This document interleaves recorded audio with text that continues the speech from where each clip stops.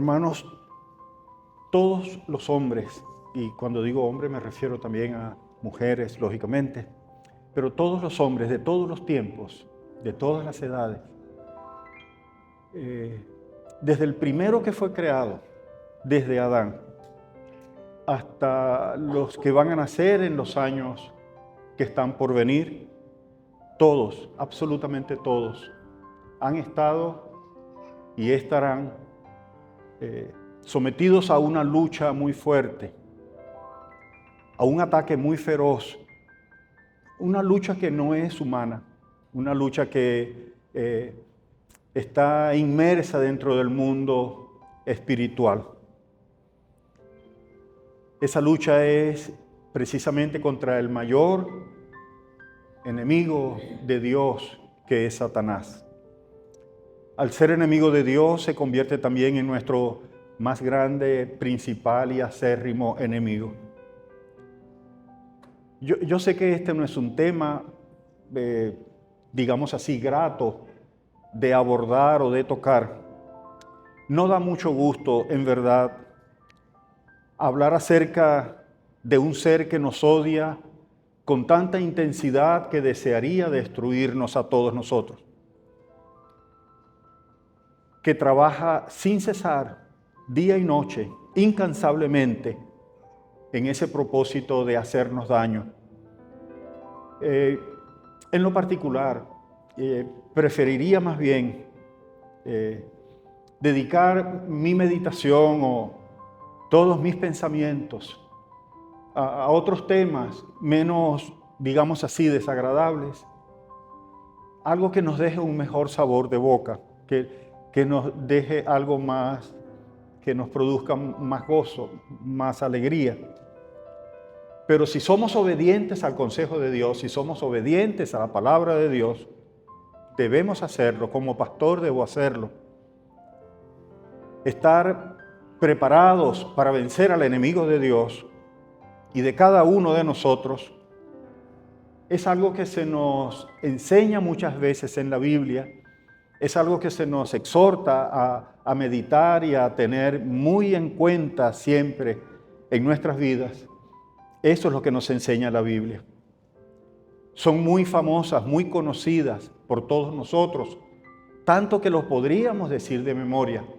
Las palabras del apóstol Pedro que dicen: sed sabios y velad, porque vuestro adversario el diablo, como león rugiente, anda alrededor buscando a quien devorar. Es por eso por lo que hoy quiero compartir con ustedes algunos consejos prácticos y sencillos para que puedan vencer al enemigo. Son principios tomados de la palabra de Dios y están basados en un hecho histórico que también es bastante conocido por cada uno de nosotros.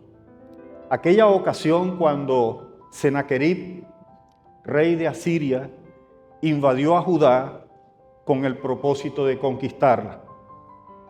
De la forma en que respondió Ezequías a ese ataque, tenemos muchas cosas importantes que aprender. Entonces, en resumen de esta introducción, yo quisiera que leyéramos en el segundo libro de Crónicas, en el capítulo 32, desde el versículo 1 hasta el 8. 6 consejos para vencer al enemigo.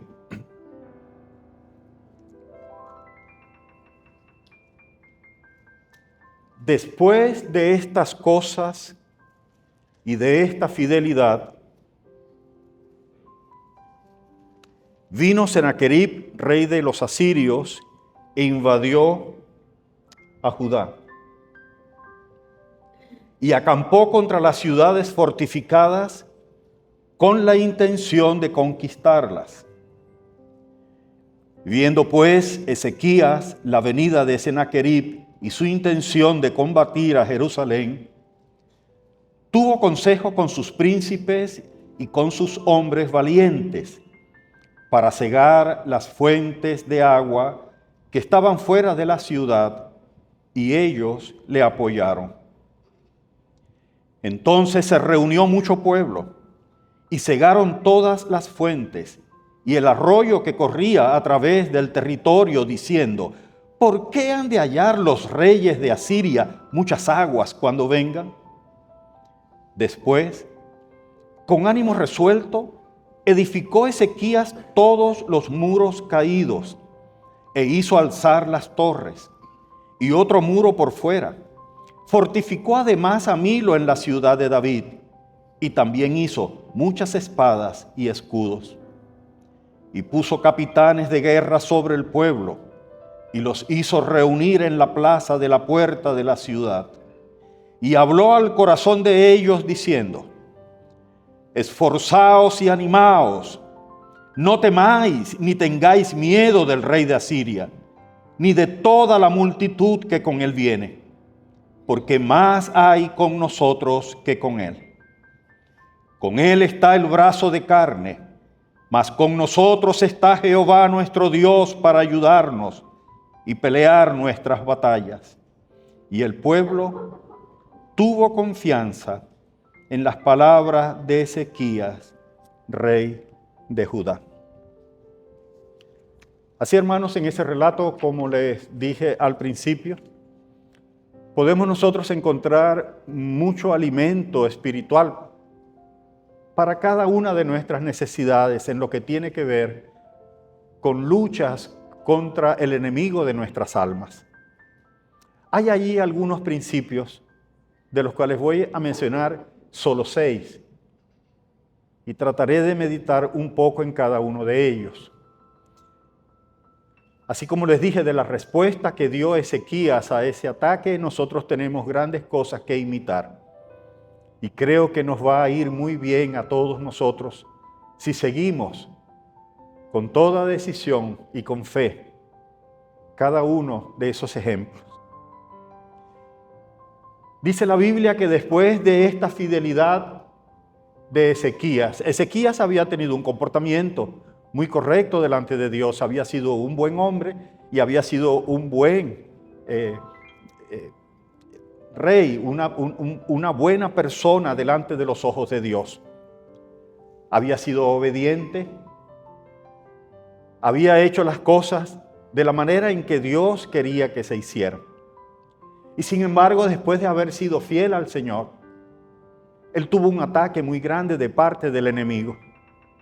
No debería asombrar a ninguno de nosotros el hecho de que algunas veces, mientras mejor es nuestro comportamiento, mientras más nos esforzamos por servir a Dios, mientras más entregados estamos a la obra de Cristo, recibamos más ataques de parte de Satanás. Y cuando él recibió ese ataque, lo primero que vemos en la Biblia es que él se unió a un grupo de personas en específico. Hemos leído, por ejemplo, en segundo libro de Crónicas, 32, del 2 al 3, la primera parte: viendo pues Ezequías la venida de Sennacherib y su intención de combatir a Jerusalén, tuvo consejo con sus príncipes y con sus hombres valientes. El hombre no fue creado para vivir en soledad. Ninguno de nosotros fue creado para vivir una vida apartada del resto de nuestra familia, de nuestros semejantes o de los miembros de nuestra iglesia. El hombre fue diseñado para vivir en comunión con otras personas.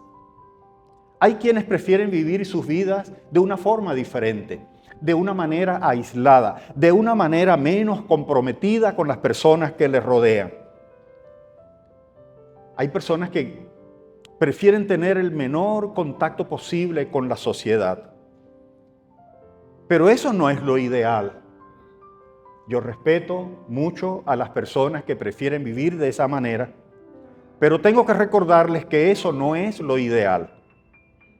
Satanás ataca y vence más fácilmente a un hombre solo que a uno que está rodeado de cristianos firmes en la fe, unidos a ellos, que le pueden aconsejar y ayudar.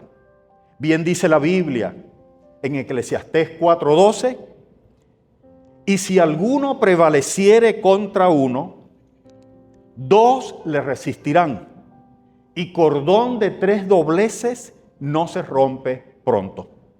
Ese mismo versículo, mejor explicado en lenguaje popular, en un lenguaje más actual, lo podemos leer de esta forma. Una sola persona puede ser vencida, pero 2 ya pueden defenderse. Y si 3 unen sus fuerzas, ya no es fácil derrotarlas. Es por eso que les decía que hay mayor posibilidad de uno vencer al enemigo unido a otros hermanos en la iglesia, sobre todo que tengan algunas condiciones. En aquella oportunidad, Ezequías se unió con sus príncipes, que eran hombres valientes.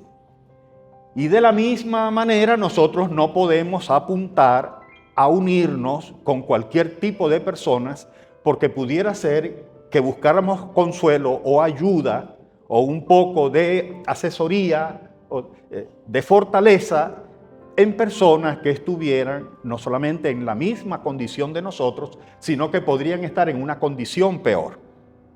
Así que cada vez que Satanás lance un ataque contra usted, lo primero que debe hacer es buscar ayuda con personas profundas en la fe y personas también de su confianza.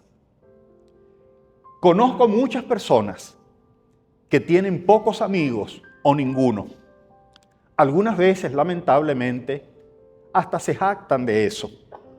Han perdido la confianza porque les han traicionado o han sido infieles a su amistad y prefieren vivir vidas muy cerradas. Eso lo podemos comprender, pero hemos de admitir que no es la situación ideal para ninguno de nosotros. Eso no está bien. El que lo traicionó nunca fue su amigo en verdad. Así no lo lamente tanto. Pero Dios tiene para usted otra persona, otras personas que sí lo valorarán a usted, valorarán su persona y valorarán su amistad y todo el esfuerzo o sacrificio que usted haga por ellos. Ábrase a ellos, abra su mente y su corazón a ellos y nunca piense que algo malo volverá a ocurrir. Tienda sus brazos a esas personas, cuénteles lo que le pasa. Eso será de gran ayuda para usted, yo se lo aseguro. El enemigo no quiere que usted hable con nadie ni que usted cuente sus luchas y problemas a nadie. Ese es un principio que él tiene que es clave para vencernos. A nadie le gustaría mencionar con ninguna persona las luchas internas que tiene en lo que tiene que ver, por ejemplo, en el área de la sexualidad o las luchas que tiene en el área de la integridad o de la honestidad. Y el enemigo quiere que esa persona calle. Conocí a una persona que nunca quiso hablar de unas células cancerígenas que estaban comenzando a formarse en su cuerpo. Esa persona no quiso preocupar a su familia y no quiso que sus hermanos y sus hermanas, sus padres lloraran por esta situación. Lo llevó en silencio, lo guardó en su corazón y fue sufriendo con ello. No logró otra cosa que aquel cáncer progresara más rápidamente debido al estrés y a la preocupación, y tarde o temprano ocurrió lo que lamentablemente tenía que ocurrir. Entonces, lo primero que nosotros tenemos que hacer siempre que estemos en una situación difícil es buscar en la iglesia. No puede usted buscarlo en otro lugar, debe ser en la iglesia. Allí es donde está nuestra familia de la fe. En la iglesia es donde están los hombres y mujeres que, al igual que nosotros, hemos depositado nuestra confianza única y exclusivamente en el autor de este hermoso y precioso libro que es la Biblia, que es lo que a nosotros rige nuestra conducta, nuestro diario vivir. Entonces, es por ello que debemos buscar personas que piensen como nosotros, que tengan la fe que nosotros tenemos en Cristo Jesús como nuestro Salvador y plantear nuestra situación. Ese es el primer consejo que yo le doy y que seguramente si usted lo cumple va a haber muy buenos resultados. En segundo lugar, nosotros hemos leído en el versículo 3 y 4 estas palabras que las vamos a repetir. Tuvo consejo con sus príncipes y con sus hombres valientes para cegar las fuentes de agua que estaban fuera de la ciudad. Y ellos le apoyaron. Entonces se reunió mucho pueblo y cegaron todas las fuentes y el arroyo que corría a través del territorio, diciendo: ¿por qué han de hallar los reyes de Asiria muchas aguas cuando vengan? Esos versículos nos muestran a nosotros, nos enseñan otro buen principio en nuestra lucha contra Satanás y sus demonios. Vemos allí algo que es bastante importante y este segundo principio o este segundo consejo que quiero compartir con ustedes lo podríamos resumir en estas cortas palabras. No alimente a su enemigo. Nunca usted le dé a su enemigo armas para que le destruya a usted mismo o para que se alimente de usted, de su propia sangre, de su propia comida, de su propia bebida. La estrategia de Ezequías y sus hombres valientes consistió en cegar, es decir, en tapar, en ocultar manantiales de agua para que no los encontrase el enemigo y al mismo tiempo llevar agua por canales subterráneos a la ciudad. Así, todos los habitantes de Judá tendrían suficiente agua para sus necesidades, mientras que el enemigo no iba a poder contar con ella. ¿Ha escuchado usted este refrán popular que dice: al enemigo ni agua? Pues, en el caso de enemigos humanos o de personas que a nosotros nos quieran hacer daño, personas carne y sangre humanas, en ese sentido, ¿verdad? Este refrán no aplica en absoluto. Nuestro Señor Jesucristo a nosotros nos enseñó, a través del apóstol Pablo en la carta a los Romanos: si tu enemigo te pide comida, dale. Si te pide de comer, dale. Si te pide agua, dale. Y el Señor mismo Jesucristo nos enseñó a nosotros: no maldigáis. A vuestros enemigos amadlos, amad a vuestros enemigos. Entonces, en ninguna parte nosotros podríamos encontrar un consejo que nos diga en la Biblia que a nuestro enemigo ni agua. Ahora, en lo que tiene que ver con Satanás, en lo que tiene que ver específicamente con los demonios, entonces nosotros sí tenemos que aplicar este principio. Y diríamos mejor: a Satanás ni agua. Y calza muy bien, aplica muy bien en este sentido, porque en este sentido eso fue lo que ocurrió. ¿Cuáles podrían ser esas fuentes de agua que nosotros debemos tapar para que el enemigo no se alimente de nosotros? Mencionaré 3 muy brevemente, pero esas 3 debemos recordarlas porque serán el motivo de reflexión del próximo punto que tendremos. En primer lugar, debemos impedir que Satanás se alimente de nuestros corazones. La Biblia dice en Proverbios capítulo 4, versículo 23: sobre toda cosa guardada, guarda tu corazón, porque de él mana la vida. Satanás se beneficia mucho tomando nuestros corazones para él. No hay cosa más desoladora para un cristiano, más terrible para un cristiano, más perjudicial que un cristiano, que permitir que su corazón sea una fuente de alimento para su enemigo. No hay nada más triste para el cristiano que cuando su corazón se ha llenado de cosas malas de Satanás. En la Biblia podemos leer lo que Satanás le ha hecho a hombres tomando su corazón muchas veces. Y tenemos, por ejemplo, el caso de Ananías. En Hechos capítulo 5, versículo 3, leemos que la palabra de Dios dice así. Y dijo Pedro: Ananías, ¿por qué llenó Satanás tu corazón para que mintieses al Espíritu Santo y sustrajeses del precio de la heredad? ¿Por qué? ¿Por qué permitiste que Satanás llenara tu corazón, tocara tu corazón? Algunas veces no nos damos cuenta de que algo que estamos haciendo, algo que estamos diciendo, algo que estamos pensando, algo que estamos proyectando, algo en lo cual nosotros estamos dedicando mucho pensamiento, estamos dedicando mucho tiempo para pensar en ello, no es otra cosa que Satanás invadiendo el recinto más importante que nosotros tenemos, que es nuestro corazón. En segundo lugar, debemos impedir que Satanás se alimente de nuestros pensamientos.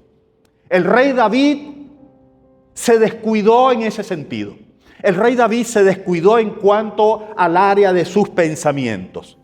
En primer libro de Crónicas, capítulo 21, versículo 1, leemos esto. Pero Satanás se levantó contra Israel e incitó a David a que hiciese censo de Israel. ¿En qué sentido lo incitó? Cuando la palabra del Señor utiliza este verbo, cuando utiliza esta palabra para referirse a cómo Satanás actuó en contra de Israel por medio del rey David, dice, lo incitó. Y esa incitación, esa mala idea, esa mala forma de actuar, comenzó todo con que en la mente del rey David, en el pensamiento del rey David, surgió la idea, la posibilidad de que hiciera un censo que Dios no le dijo que él hiciera.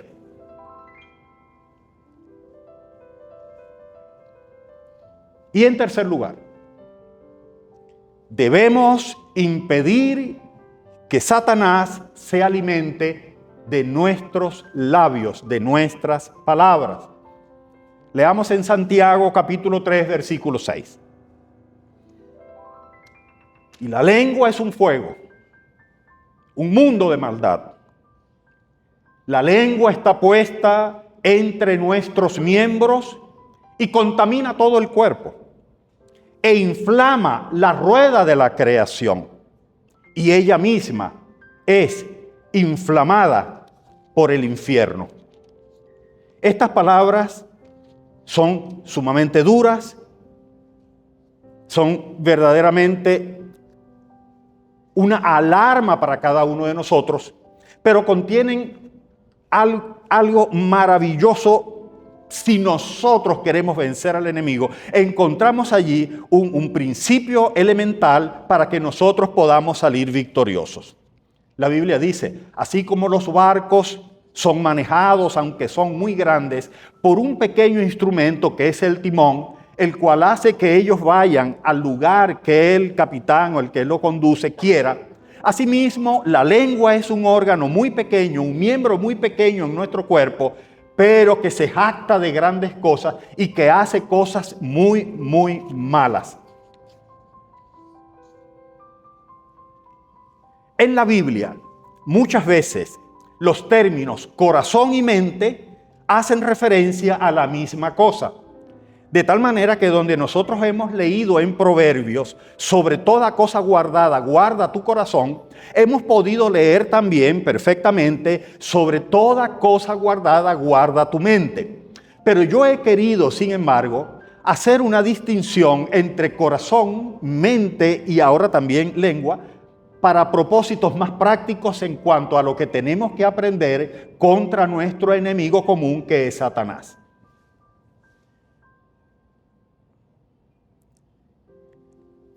Tercer consejo que quiero compartir con ustedes.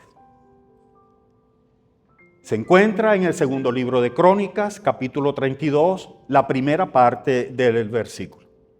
Después, con ánimo resuelto, edificó Ezequías todos los muros caídos. Todos los hombres tenemos áreas débiles, cada quien tiene su talón de Aquiles. Y aunque no resulte muy elegante esta expresión, es bastante coloquial, pero creo que al expresarla todos me podrán entender de una forma mucho mejor. Cada quien cojea de una pata. Cada uno de nosotros tiene un área donde es vulnerable a los ataques de Satanás. Usted sabe cuáles son las suyas, porque no es una solamente. Así como yo también sé cuáles son las áreas de debilidad que son fáciles para que el enemigo me ataque. Son diferentes en un hombre y en otro. Algunos tienen más, otros menos, pero todos tenemos áreas de debilidad. Y todos sabemos, absolutamente todos sabemos cuáles son esas áreas. Ezequías también sabía que Judá tenía áreas débiles en su muralla, en la cerca perimetral, que era la defensa de la ciudad. Su sistema de protección era muy vulnerable. Estaba prácticamente caído, estaba en el suelo. La muralla tenía muchas partes derribadas. Esas partes tenían que ser reparadas, reconstruidas para brindarle seguridad a la nación. Y eso fue precisamente lo que hizo Ezequías como una de sus primeras acciones para resistir la invasión de Sennacherib. ¿Lo haremos también nosotros? ¿Estamos dispuestos nosotros a levantar las áreas de nuestra muralla que están caídas? Debemos hacerlo si queremos obtener la victoria sobre el mal y honrar a Cristo. ¿Cuáles son esas áreas débiles que tenemos?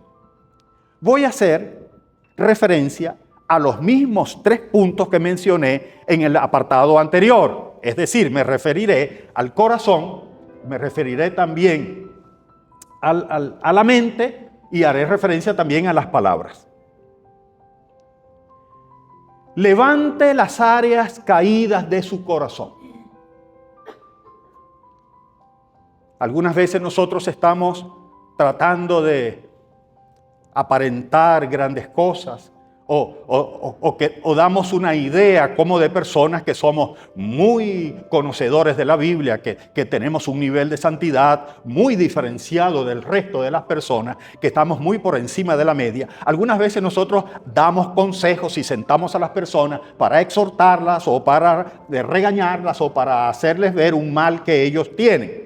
Y no nos damos cuenta que muchas veces nuestro propio corazón tiene graves problemas. Asegúrese de reparar las grietas que en su corazón han causado el resentimiento y el rencor. ¿Tiene usted en su corazón guardado algún hecho ocurrido contra alguien?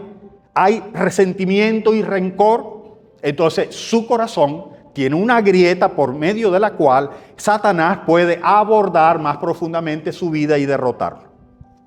¿Hay alguna falta de perdón en su corazón? Usted puede haber sentido algo malo en su corazón, pero si usted ha cerrado ese capítulo, su corazón está limpio, no hay problema. Pero ¿ha pedido usted perdón o ha perdonado usted acaso? ¿Guarda amargura y odio?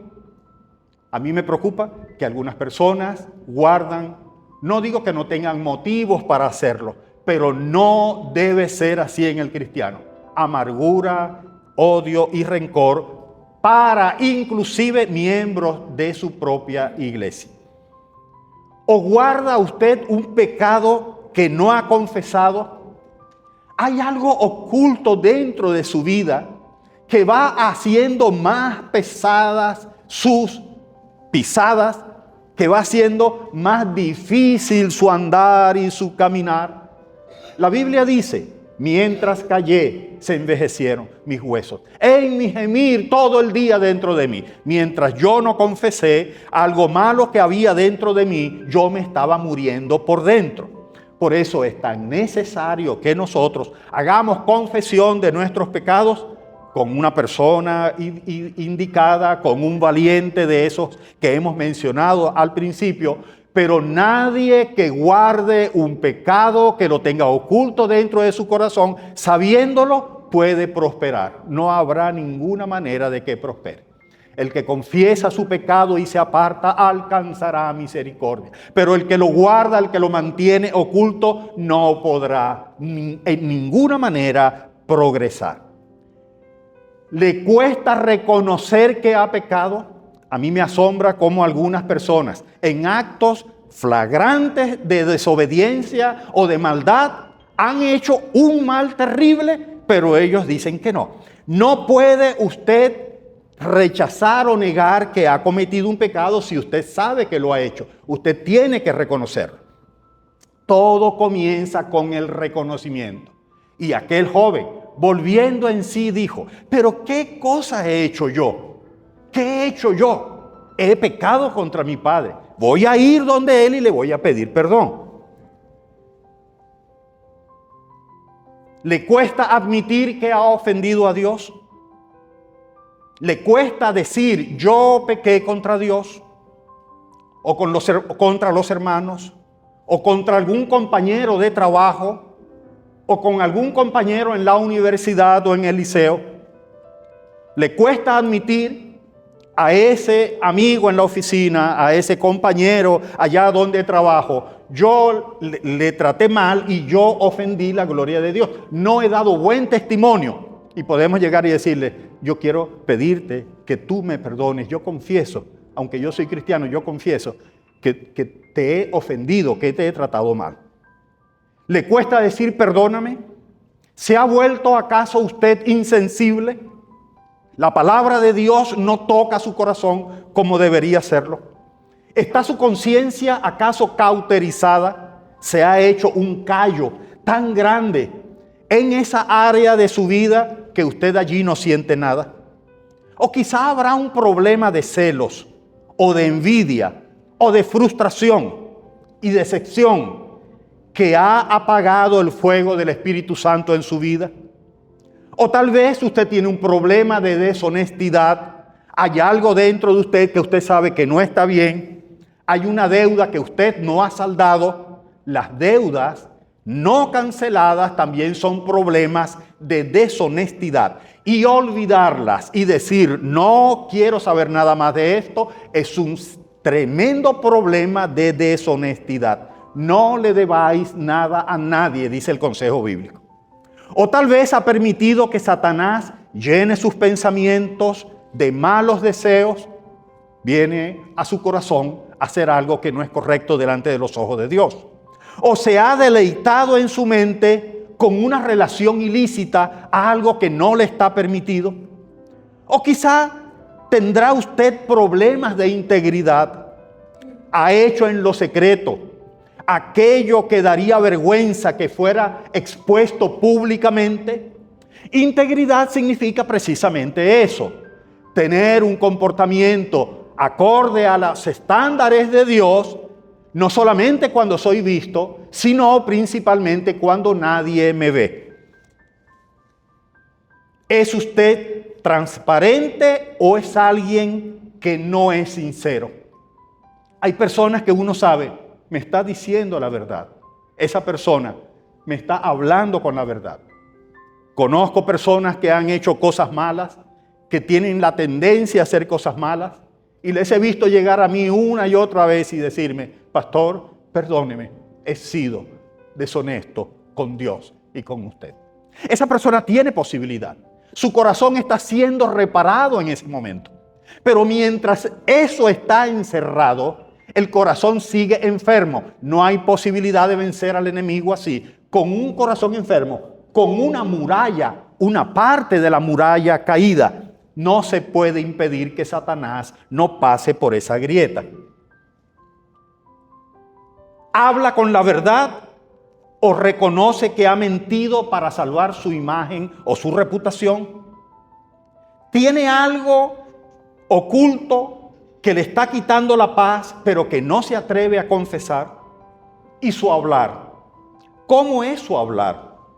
¿Manifiesta quejas o incredulidad? ¿Sus palabras glorifican y honran el nombre del Señor? ¿Habla usted mal de su propia familia, de sus hermanos en la fe o de sus amigos a sus espaldas? ¿Son sus palabras inflamadas por las llamas del infierno? ¿Tiene problemas de carácter? ¿Se llena de ira fácilmente? Esas son las grietas que usted debe reparar inmediatamente. Y todo comienza con un sincero y profundo reconocimiento de que usted tiene problemas en esas áreas. En lugar de empezar a reprender a Satanás y en lugar de empezar a creer que usted es una buena persona y todo lo demás, que no sabe por qué le pasan cosas malas, lo primero que tiene que hacer usted es un acto de humildad y decir: he pecado contra el cielo y contra ti, y necesito, Señor, que tú me ayudes a reparar estas áreas de mi vida que están en serios problemas. Y luego, con una sincera confesión de su pecado y petición de perdón, con una permanente vigilancia sobre el progreso de esas áreas, dejando que el Espíritu Santo de Dios se encargue de transformarlas para su gloria, usted podrá haber vencido al enemigo. Cuarto punto: manténgase en constante vigilancia. Segundo libro de Crónicas, capítulo 32, la segunda parte del versículo 5 dice así: e hizo alzar las torres. Las torres formaban parte de la defensa de la ciudad, y esas torres, allí en la muralla, tenían varias funciones. Desde ellas se podían lanzar piedras, catapultas, se podían subir y lanzar a los que estaban tratando de romper la muralla, lanzarles piedras o lanzas encendidas en fuego, flechas. Pero también tenían las torres una función bastante importante. Servían para observar desde lejos la llegada de los ejércitos enemigos. Los guardias instalados en esas torres, podríamos decirle también garitas o lugares de observación, les decía que los guardias instalados en ella, por turnos, tenían la responsabilidad de vigilar constantemente, de día y de noche, todo lo que ocurría fuera de los muros de la ciudad, pero no podían separar su vista del horizonte, aunque no hubiera nada que pudiera llamar su atención. Tenían una vista adiestrada y una posición tan alta que le permitía detectar el más mínimo movimiento o la llegada de posibles invasores o enemigos. Pero mantenerse en constante vigilancia no quiere decir, por cierto, que se vuelva usted un paranoico. Y yo quiero hacer aquí una aclaratoria muy importante. Usted no puede ser un paranoico espiritual, viendo demonios por todas partes. Hay cristianos que ven demonios en cuadros, en floreros, en franelas, en libros y en cualquier cosa usted se imagine. Ellos viven casi solamente para detectar demonios. Los ven en todas partes. Es cierto, en muchas de esas cosas, en una película no dirigida por el Señor, sino por enemigos de Cristo, usted puede ver escenas donde prácticamente eso es una acción diabólica. O usted la puede ver en muchos lugares. Pero no debe usted andar por la vida detectando demonios en todas partes. En los televisores, en los aparatos de sonido, y luego esas personas que ven esos demonios le dan una orden y le dicen: ahora tienes que quemarlo. Y he visto cantidad de gente quemando televisores. Yo estoy viendo esto hace muchos años, cuando los medios audiovisuales más actualizados que habían eran los Betamax. Imagínense, usted no había nacido, muchos de ustedes, cuando yo vi quemar Betamax como ustedes no tienen idea. Yo también, lamentablemente, creo haber participado en alguna de esas quemas.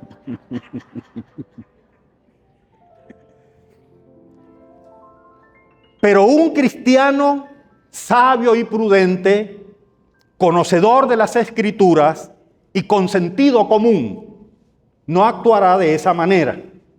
Él, al contrario, Él buscará más la presencia de Dios en cada circunstancia de su vida. En lugar de andar tratando de descubrir al demonio, él tratará siempre de conocer más a Dios. Y de igual manera, mientras más aprenda y piense usted en las cosas de arriba, en las celestiales, de las alturas, lo puede hacer leyendo su Biblia, más capacitado estará para discernir los engaños y los ataques del enemigo.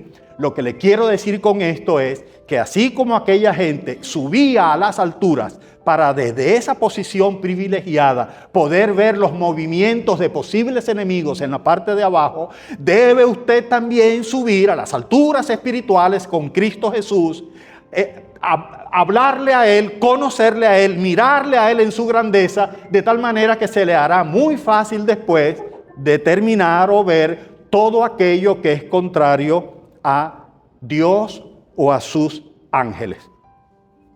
Vaya usted al mar bien salado, vaya al mediodía, que el agua esté bien, pero bien salada, que sienta usted que le pica en su piel. Salga de allí, introdúzcase en una piscina. Cuando usted va a la piscina, usted encontrará una especie de alivio, es mucho más confortable, es mucho mejor. No digo esto, no estoy tratando de decir con esto que una cosa sea mejor que la otra. Lo que le quiero decir es que cuando usted se sensibiliza a la presencia de Dios, usted podrá observar mucho más claramente la presencia demoníaca.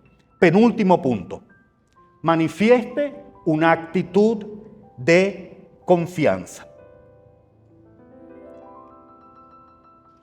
Los versículos 7 y 8 del capítulo 32 que estamos leyendo dicen así: les dijo él a todo el pueblo, a las personas que estaban en ese aprieto: esforzaos y animaos. No temáis ni tengáis miedo del rey de Asiria, ni de toda la multitud que con él viene, porque más hay con nosotros que con él. Con él está el brazo de carne, mas con nosotros está Jehová nuestro Dios para ayudarnos y pelear nuestras batallas. Y el pueblo tuvo confianza en las palabras del rey de Ezequías, rey de Judá.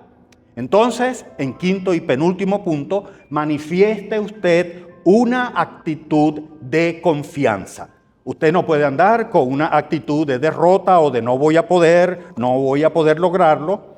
Usted debe tener la confianza en el Señor, que ha prometido a nosotros ser un escudo protector sobre nuestras cabezas. La Biblia está llena de promesas que nos hablan acerca de cómo Dios nos librará de Satanás en el día malo. Quiero mencionar rápidamente un breve testimonio en este punto para pasar al último. Cuando nosotros estábamos construyendo este lugar, habíamos llegado hasta la parte de arriba. El edificio estaba todo levantado y esta parte final estaba preparándose para convertirse en lo que es hoy este templo. Pero en aquella oportunidad no había estas paredes, era un galpón. Estaba unos ventanales grandes, arriba la malla espacial, se veía el cielo. Aquí había, esta parte de arriba estaba también descubierta. Era un galpón en el cual el agua entraba cada vez que llovía, el viento entraba todos los días, la arena, la tierra, todo eso entraba aquí. Eso hacía que nuestra música, lo que nosotros hacíamos, lo que nosotros predicábamos, salía y era oído por todas las personas que están a nuestro alrededor. Algunas de esas personas no les gustaba la idea, no les agradaba y nos hacían ese tiempo bastante difícil. A veces nos tiraban piedras o cualquier proyectil, cualquier cosa era lanzado contra nosotros y nosotros teníamos que sufrir las consecuencias de una situación que no iba a ser para siempre, que yo les prometía que íbamos a cerrar esto y ellos no iban a tener que sufrir más el escuchar nuestras reuniones. Pero antes de que eso ocurriera, una vez, uno de nuestras diaconisas estaba ya en la parte de afuera y recibió el impacto de una piedra o de un mango verde en su cabeza. Yo estaba predicando aquí y cuando todos se fueron, siempre soy el último en irme, en salir, casi siempre soy uno de los últimos. Y yo vi que allá donde está sentada Alegría, pero pegado a la pared, allí había un hombre. Pero a ese hombre yo no le conocía, nunca le había visto. Y yo vi que todo el mundo se fue, pero él se quedó sentado allí. Y el hombre no se acercaba a mí ni nada, y yo esperé que todos se fueran y decido salir también. Cuando voy saliendo, el hombre se acerca y me dice, usted es el pastor, ¿verdad? Yo le digo, sí, yo soy. ¿En qué puedo ayudarle? Dice, él me entregó un sobre, me dice, tenga. Usted tiene una citación para mañana, tiene que presentarse a la policía, me dio la dirección, a la comandancia de la policía, tiene que ir usted allí. Usted tiene una citación de parte de la comunidad donde ellos tienen unas quejas contra usted y contra la iglesia y quieren resolver eso por vía policial, no sé qué cosa. Yo la verdad es que yo nunca había ido a la policía por ninguna causa y no había ido nunca. Y yo me asusté un poco.